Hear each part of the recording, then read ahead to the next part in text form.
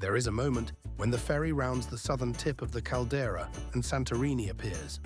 White buildings spilling down black cliffs above an impossibly blue sea.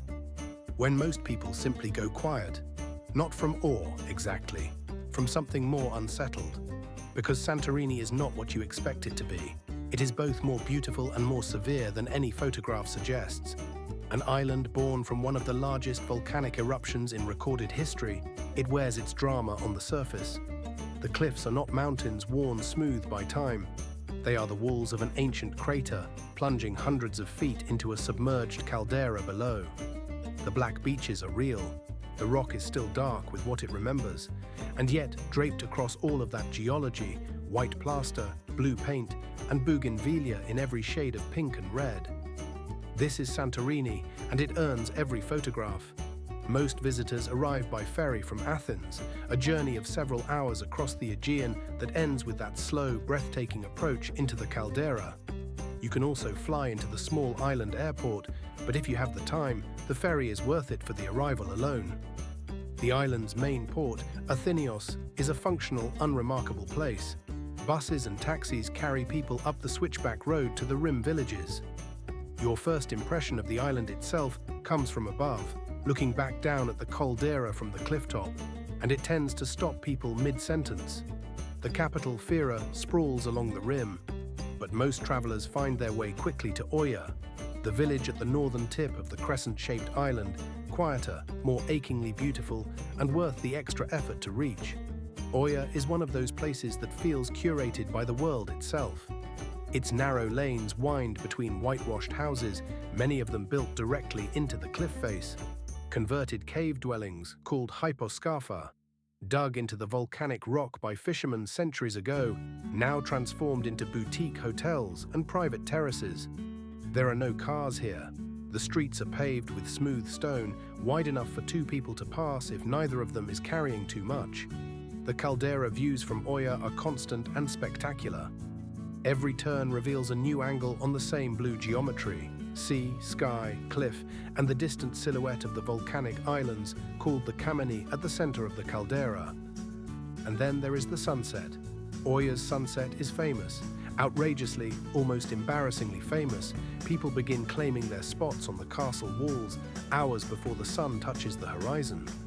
It sounds like a tourist trap. And then the light turns, and the white walls go gold, and the sea goes dark below, and you understand entirely why everyone is there. Santorini's blue-domed churches are its most iconic symbol. Small Orthodox chapels, their domes painted in that specific shade of cobalt blue, set against white walls and sky and sea.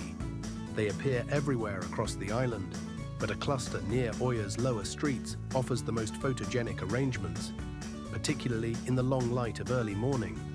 A short drive south, the island's volcanic origins assert themselves differently. The black sand beaches of Perched and Perivolos stretch along the island's southeastern coast. The sand so dark it absorbs the heat of the sun in a way that requires early arrival or sandals. There's something striking about swimming in clear Aegean water with black sand between your toes. A reminder that you are sitting on the remnants of something enormous. The red beach near Akrotiri, named for the rust-colored volcanic cliffs above it, is smaller and more dramatic still.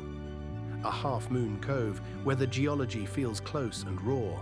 Santorini produces wine from grape varieties grown nowhere else on Earth. Assyrtiko, the island's signature white grape, thrives in volcanic soil and produces wines that are mineral, saline, almost electric on the palate. The vineyards here are trained into low basket shapes to protect the vines from the island's fierce wind, a tradition unchanged for centuries. Perched, the island's hilltop medieval village, sits at the center of the island away from the caldera rim crowds. Its narrow alleys, Byzantine churches, and views in every direction offer a sense of Santorini's slower, older rhythms. On a weekday morning, with the tour buses still elsewhere, it feels like a different island entirely. There is a contradiction at the heart of Santorini. It is one of the most visited places on Earth, and yet it remains genuinely, stubbornly beautiful. The cliffs do not care how many photographs have been taken of them.